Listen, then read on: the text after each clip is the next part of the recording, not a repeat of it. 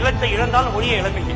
எந்தெந்த நிலத்தை நீங்க 10 ஏக்கர் 20 ஏக்கர் யாராவது கொடுக்குறீங்களோ அவங்க எல்லாம் பிறமொழி பேசுறாங்க. இவ்வளவு வருஷமா 20 வருடமா தமிழ் ஆய்வு பண்றேன். எனக்கே 14 மொழி கலந்துதான் தமிழ் பேசுறேன். அப்ப நீங்களாம் எவ்வளவு மொழி கலந்து தமிழ் பேசுறீங்க பாருங்க. இங்க பேசுற எல்லாரும் வார்த்தைன்னு சொல்றோம், தமிழ் கிடையாது. சந்தோஷம் சொல்றோம், தமிழ் கிடையாது. ஆச்சரியம் சொல்றோம், தமிழ் கிடையாது. நியாய அநியாயம் அர்த்தம் எதுவுமே தமிழ் கிடையாது. அப்ப நம்ம எந்த நிலைமையில இருக்கும்? திட்டமிடல் நமக்கு தேவை.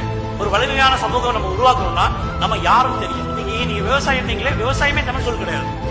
விவசாயம் இன்னைக்கு ஒரிசால பிசினஸ் மேன் சொல்லக்கூடிய சொல் விவசாயி. விவசாயின்னு சொல்றது நீங்க விவசாயம் சொல்றீங்க. உழவு பயிர் தொழில் தான் உண்மையான. பழைய காலத்துல இந்த ஜாதி சர்டிபிகேட் வாங்கி பாருங்க. எனக்கு குளம் பார்த்தா பயிர் தொழில் போட்டிருப்பாங்க. குளம் பார்த்தா குயவன் போட்டிருப்பாங்க. குளம் பாத்தீங்கன்னா கொல்லன் கமாலம். இன்னைக்கு என்ன, இன்னைக்கு தமிழ்நாடு சொல்லிக்கிட்டு ஒரு கொல்லரு தச்சரு ஆசாரி எல்லாம் விஸ்வகர்மா ஆயிட்டாங்க.